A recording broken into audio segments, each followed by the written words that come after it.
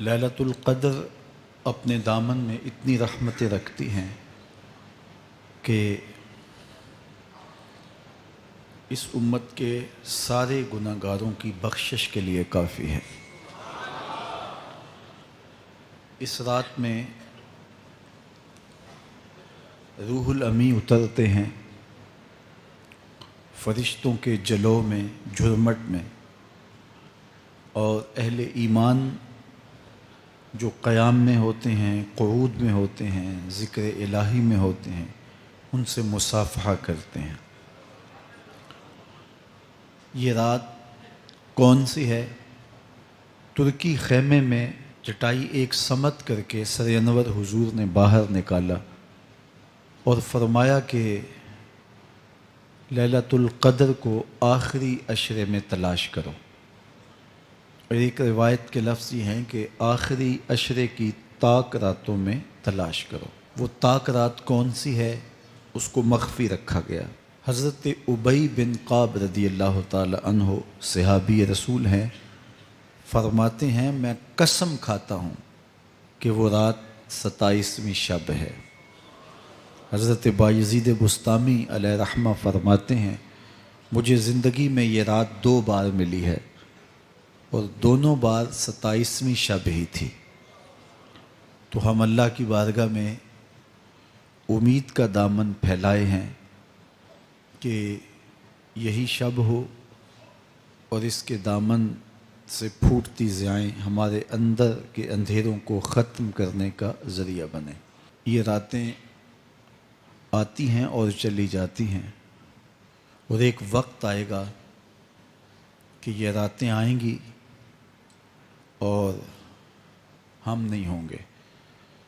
کتنے لوگ ایسے ہیں جو پچھلے سال تھے لیکن آج نہیں ہیں، ان سے گزشتہ سالوں میں تھے آج نہیں ہیں۔ تو یہ جو میسر راتیں ہیں ان کے دامن سے پھوٹتی ضیائیں ہمیں اپنے اندر سمو لینی چاہیے کہ ہم دنیا پہ نہ بھی ہوں گے تو یہاں سے جو ہم نے نور لیا ہوگا وہ قبر میں بھی چراغاں کرے۔ باطن کی روشنی، اندر کے اجالے اور روح کا چراغاں اس رات کے دامن سے لیا جا سکتا ہے۔ حضور علیہ السلام رمضان المبارک کے آخری عشرے میں کثرت کے ساتھ عبادت کرتے تھے۔ حضرت سیدہ عائشہ رضی اللہ تعالی عنہا فرماتی ہیں کہ حضور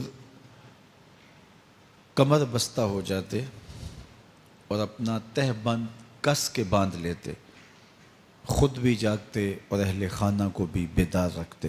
یہ ایک رات 1000 مہینے کی عبادتوں سے افضل، بہتر اور بھاری ہے۔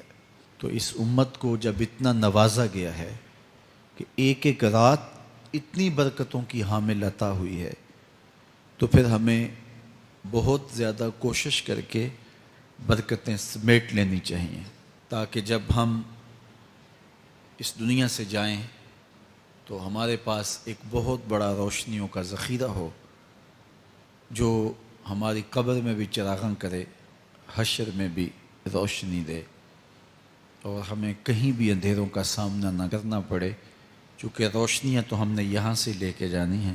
تو میں اللہ کی بارگاہ میں آپ سب کے لیے دعا گو ہوں، آپ میرے لیے دعا گو رہیں کہ اس شب نور کی برکتیں ہمیں نصیب ہوں۔ حضور نے ارشاد فرمایا جس نے لیلۃ القدر میں قیام کیا ایمان اور محاسبہ نفس کے ساتھ، اللہ اس کے پچھلے سارے گناہ معاف فرما دیتا ہے۔ ام المومنین سیدہ عائشہ رضی اللہ تعالیٰ عنہ فرماتی ہیں کہ میں نے عرض کی اے اللہ کے محبوب صلی اللہ علیہ وسلم، اگر میں لیلۃ القدر کو پا لوں تو مجھے پھر کیا دعا مانگنا چاہیے؟ تو حضور نے ارشاد فرمایا اگر تم لیلۃ القدر پا لو تو یہ دعا مانگو، اللہم انک عفو تحب العفو فاعف عنی، اے اللہ تو معاف کرنے والا ہے، معاف کرنے کو پسند کرتا ہے، میرے معاملات سے درگزر فرما۔